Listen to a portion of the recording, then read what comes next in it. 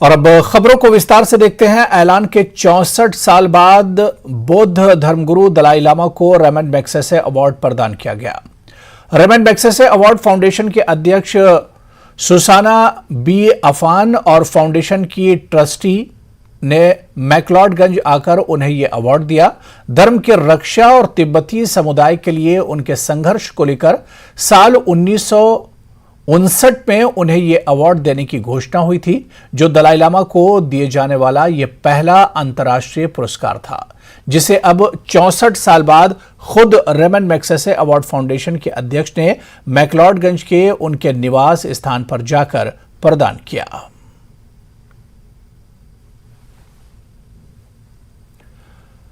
दलाई लामा के खिलाफ कुछ दिनों पहले मीडिया में जो आपत्तिजनक वीडियो दिखाया गया, उसे लेकर उनके अनुयायियों का आक्रोश खत्म होने का नाम नहीं ले रहा है। किन्नौर में एक बार फिर बौद्ध धर्म को मानने वालों ने मार्च निकालकर अपना विरोध जताया और वैसे वीडियो संस्थानों पर एक्शन की मांग की जिन्होंने धर्मगुरु के वीडियो को गलत तरीके से पेश किया। बौद्ध भिक्षुओं ने आरोप लगाया कि साजिश के तहत दलाई लामा की छवि खराब करने की कोशिश हो रही है, जिस पर सरकार को सख्त कार्रवाई करनी चाहिए। आज दलाई लामा जी के ऊपर जो आरोप लगाए गए हैं उसके लिए हम बहुत ही हर्ट हुए। हमारे फीलिंग्स को बहुत हर्ट हुआ है। इसलिए हम पोंडा गोम्बा से हम बहुत सारे लोग यहाँ पे इसके दलाई लामा जी के साथ खड़े होने के लिए हम मीडिया को अपना क्या बोलते हैं अपनी फीलिंग्स बताने के लिए हम यहाँ सब इकट्ठा हुए हैं। धर्मशाला के हिमानी चामुंडा ट्रैक पर हादसे में एक शख्स की मौत हो गई। मृतक की पहचान 59 साल के विनय कुमार के तौर पर हुई है। बताया जा रहा है कि विनय कुमार अपने भाई के साथ 3500 फीट की ऊंचाई पर मौजूद चामुंडा के प्राचीन मंदिर में दर्शन के लिए गए थे, मगर वापसी के दौरान दोनों भाई रास्ता भटक गए और अंधेरे में वो चट्टान से टकराकर गहरी खाई में जा गिरे, जिससे उनकी मौत हो गई। एसडीआरएफ की टीम ने बड़ी मशक्कत के बाद शव को निकाला।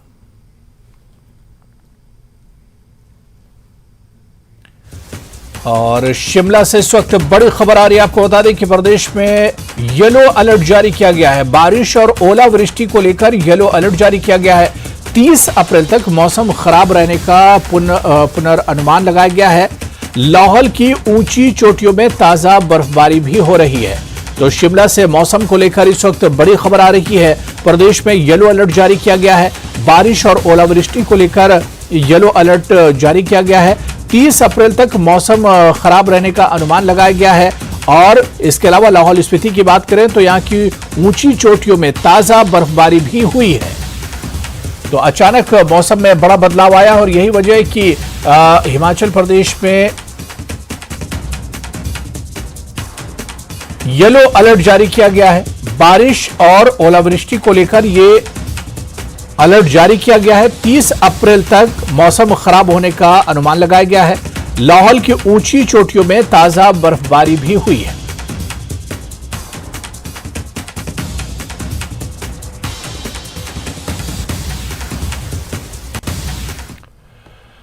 चलिए आगे बढ़ेंगे। सीएम सुखविंदर सिंह सुक्खू की उपस्थिति में नवीन एवं नवीकरणीय ऊर्जा स्रोतों के दोहन और विकास में सहयोग की रूपरेखा स्थापित करने के लिए प्रदेश सरकार और ऑयल इंडिया लिमिटेड के बीच एक समझौता ज्ञापन पर हस्ताक्षर किए गए।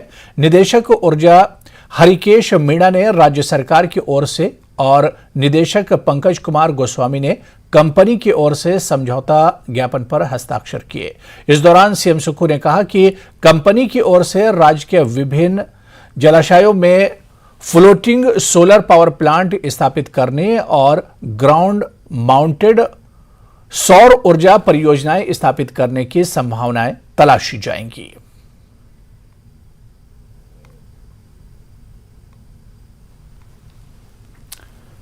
आगे बढ़ेंगे। शिमला नगर निगम चुनाव की गर्मी बढ़ गई है। आज से सुखविंदर सिंह सुक्खू सरकार के मंत्री और सीपीएस भी प्रचार में उतर गए। मंत्री रोहित ठाकुर और अनिरुद्ध सिंह चुनाव प्रचार में उतरे। इनके साथ सीपीएस मोहनलाल ब्राक्टा भी चुनाव प्रचार करते दिखे। तीनों ने शिमला के लोअर ढली वार्ड में कांग्रेस उम्मीदवार विशाखा चौहान के लिए प्रचार किया। इस दौरान मंत्रियों ने बीजेपी पर जमकर निशाना साधा। मंत्री अनिरुद्ध सिंह ने दावा किया कि कांग्रेस शिमला की 34 में से 32 वार्ड में जीत हासिल करेगी। वही मंत्री रोहित ठाकुर ने कहा कि बीजेपी ये जान चुकी है कि वो वार्ड का चुनाव भी हार रही है, इसीलिए उसके प्रदेश अध्यक्ष राजीव बिंदल ने प्रदेश अध्यक्ष बनने के बाद कहा कि मैं सिर्फ पहले से तय 8 वार्डों की जिम्मेदारी लूंगा, बाकी की जिम्मेदारी जयराम ठाकुर और सुरेश कश्यप की है। यही बताता है कि बीजेपी चुनाव हार रही है। तो बिंदल जो अध्यक्ष बने हैं भाजपा के, वो ये कह रहे हैं कि जो घोषणा पत्र आपने जारी किया है, वो कह रहे हैं कि गारंटियां तो पूरी नहीं की कांग्रेस ने, तौबा कर ली, इसलिए कोई गारंटी नहीं दी चुनाव। तो जवाब आपसे लेना चाहिए। देखिए, बड़े सोच विचार के जो है घोषणा पत्र जो है तैयार किया है। हर गांव की समस्या, हर पंचायत की समस्या अलग होती है। इसी तरह कॉर्पोरेशन वार्ड में भी हर एरिया की समस्या अलग होती है। अगर ये इतने शुभचिंतक होते तो ये अपना घोषणा पत्र 2 पेज का नाम, सिर्फ केवल मात्र 2 पेज का नाम लाते। रोहित जी, जहां तक तो आपने बिंदल जी की बात कही है, वो तो खुद पल्ला झाड़ रहे हैं। जब उनसे पूछा गया कि कॉर्पोरेशन के इलेक्शन को लेकर आपकी क्या रणनीति होगी, उन्होंने स्वयं यह बात बोली कि सारी रणनीति जयराम ठाकुर जी ने और सुरेश कश्यप जी ने तय की है, और मैं तो मात्र 8 वार्डों तक सीमित रहूंगा। और मैं समझता हूं जनता इन बातों को जानती है और निश्चित रूप से कांग्रेस पार्टी सत्ता में आएगी। बरागटा जी, शिमला नगर निगम चुनाव में पानी का मुद्दा अब उबाल मार रहा है। दोनों पार्टियों ने अपने अपने घोषणा पत्र में पानी को लेकर बड़े वादे किए और अब चुनाव प्रचार में भी बड़े बड़े नेता उतरकर पानी पानी का शोर करते सुनाई दे रहे हैं। देखिए रिपोर्ट। शिमला नगर निगम चुनाव में पानी पानी।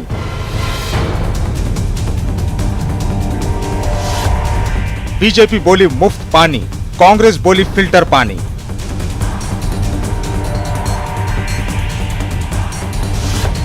घोषणा पत्र में पानी, नेताओं की जुबान पर पानी।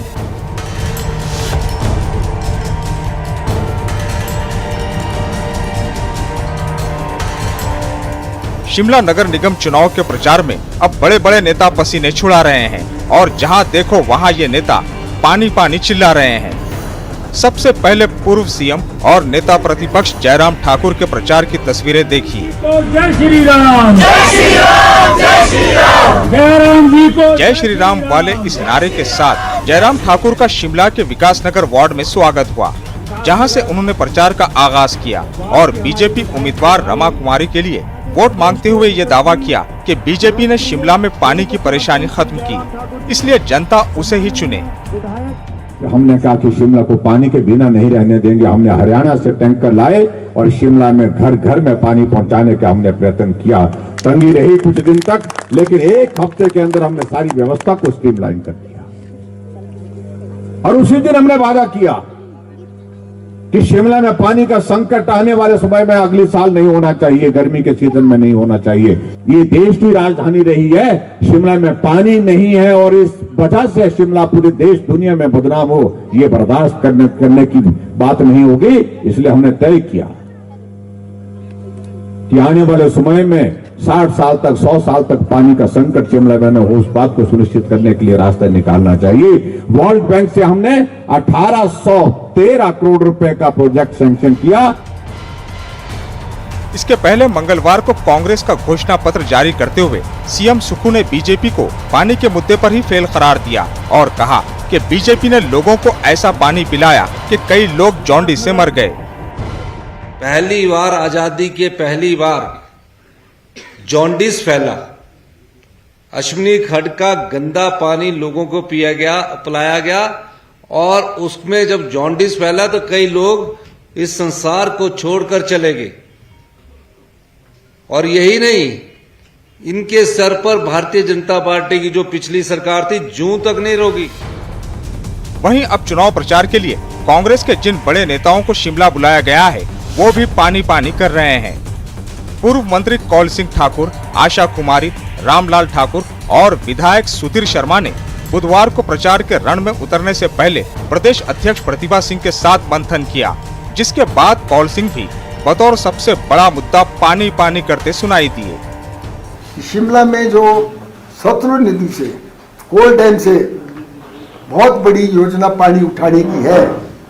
कांग्रेस के वक्त में ही इसकी डीपीआर बनी थी और शिमला में लोगों को हम 24 घंटे स्वच्छ जल उपलब्ध कराने का भी शिमला नगर निगम के निवासियों को जो है ये विश्वास दिलाना चाहते हैं। मुद्दे कई और भी हैं जिनका जिक्र दोनों दलों ने अपने अपने घोषणा पत्र में किया है, लेकिन लगता है कि शिमला चुनाव में इस बार की असली कहानी पानी पर ही लिखी है।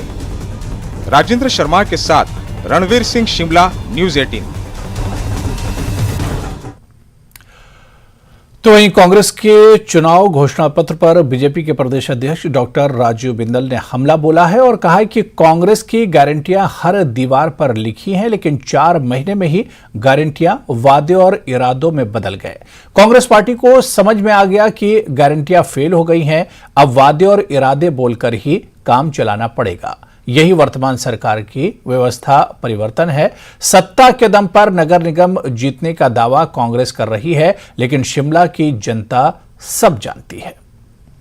जिम्मेवार स्थान पर बैठे हुए व्यक्ति ने स्वयमेव उसको माना और पिछले कल माना, अर्थात जो ये कहते थे पहली कैबिनेट के अंदर निर्णय होगा और पहली कैबिनेट के अंदर 1500 रुपया बहनों के खाते में जाना शुरू हो जाएगा। तो अपनी बात से पीछे हट गए, गारंटियों से भी पीछे हट गए और अब इरादे और वायदे के ऊपर वार्ता। ब्रेक बाद आगे बढ़ेंगे। देवभूमि में दारू पर दंगल छिड़ा है। जी हां, आज प्रदेश के कई कोनों से दारू पर दंगल की खबरें सामने आई हैं। कहीं रातों रात गांव के बीच में शराब की दुकान खुलने पर घमासान छिड़ा है, तो कहीं शहीद स्मारक की जमीन पर बवाल मचा हुआ है। कहीं थाने में ड्यूटी पर तैनात दारोगा और पुलिस वाले नशे में धुत मिले, तो कहीं जंगल में शराब की अवैध भट्टी मिली। हम आपको 4 तस्वीरें टीवी स्क्रीन पर दिखा रहे हैं। पालमपुर के एक गांव में महिलाएं शराब दुकान के विरोध में 5 दिन से भजन कीर्तन के जरिए प्रदर्शन कर रही हैं। तो ऊना के एक गांव में शहीद स्मारक की जमीन पर ही खुले शराब ठेके के विरोध में प्रदर्शन हो रहा है। हमीरपुर के नादौन थाने में एसपी पहुंची तो देखा कि दारोगा और कांस्टेबल ही नशे में धुत पड़े हैं। वहीं बिलासपुर के जंगल में शराब भारी मात्रा में बरामद हुई है, जिसके बाद वहां चल रही भट्टी को नष्ट किया गया है।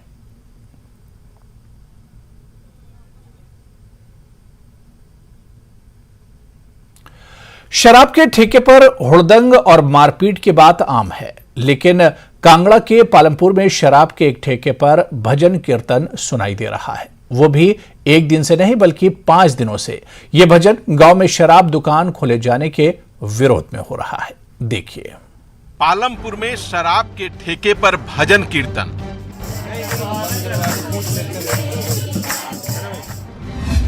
रातों रात गांव में शराब दुकान खोलने का विरोध।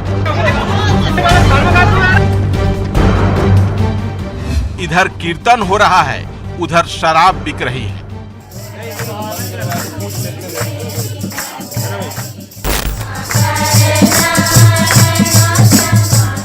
देवभूमि में ये भजन कीर्तन दारू के एक ठेके पर हो रहा है।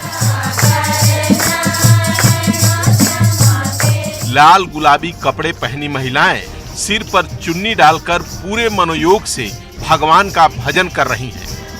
कुछ महिलाएं ढोलक तो कुछ झाल भी बजा रही हैं।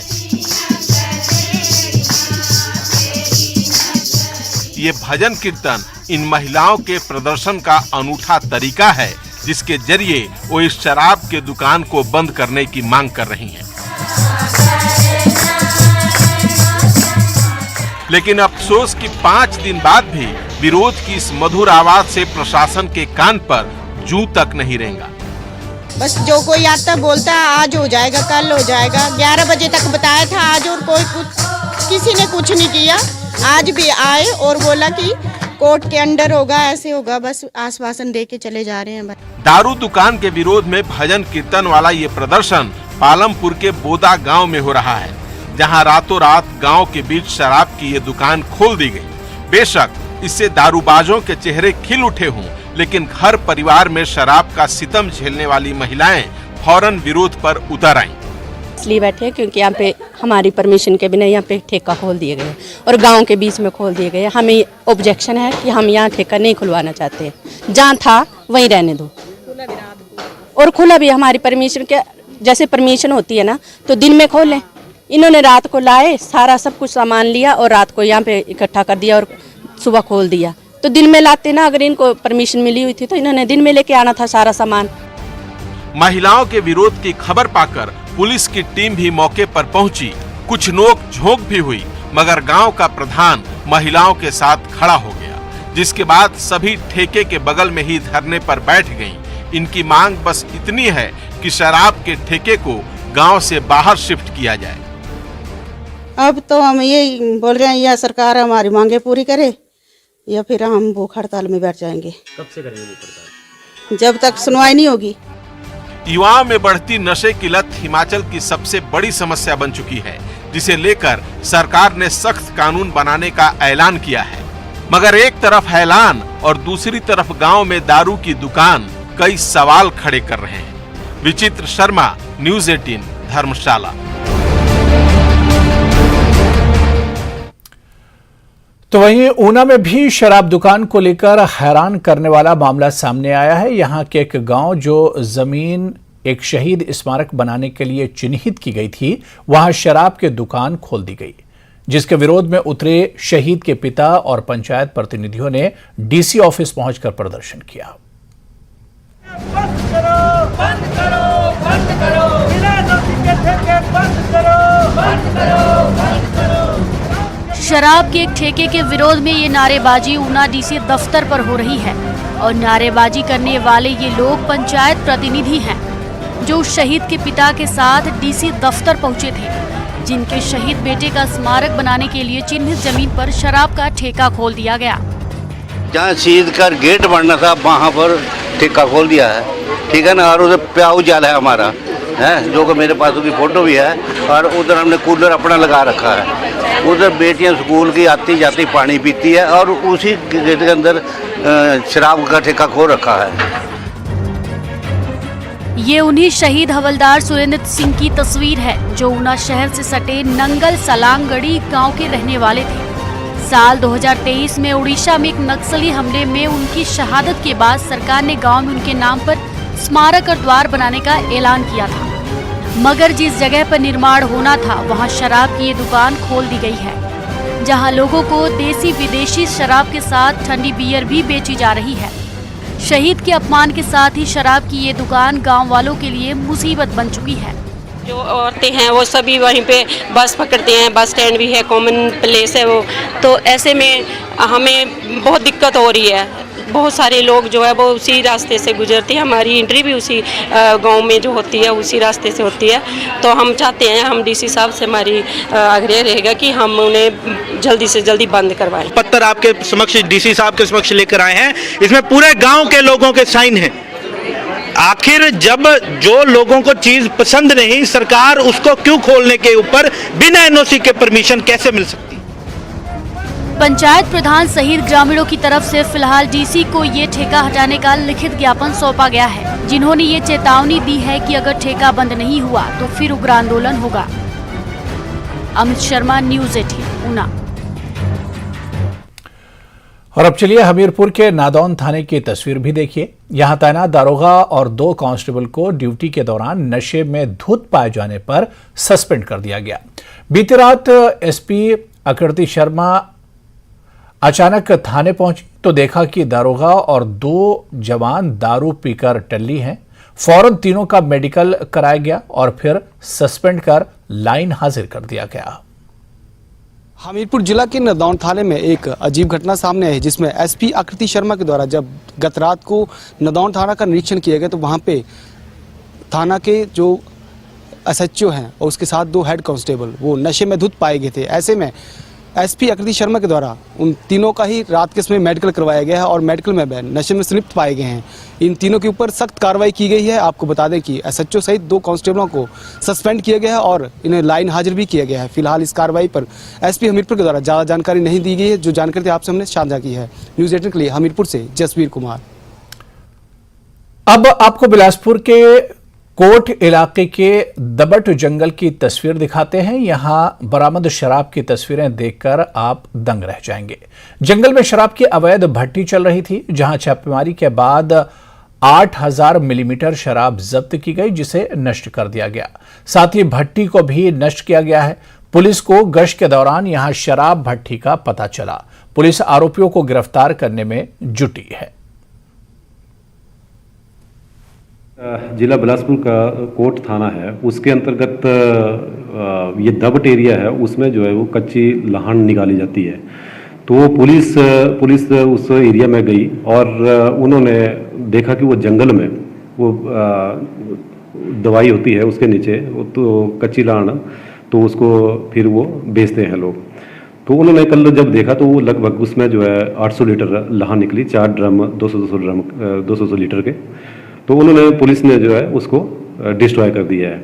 और जो भी इस तरह की इन्फॉर्मेशन या कभी आगे भी ऐसा लगेगा, ये अभियान जो है उसी तरह जारी रहेगा, ताकि इस कच्ची शराब या जिसमें कोई क्वालिटी नहीं, कुछ नहीं उसमें, तो ताकि इस तरह की शराब को आगे ना बेचे किसी को।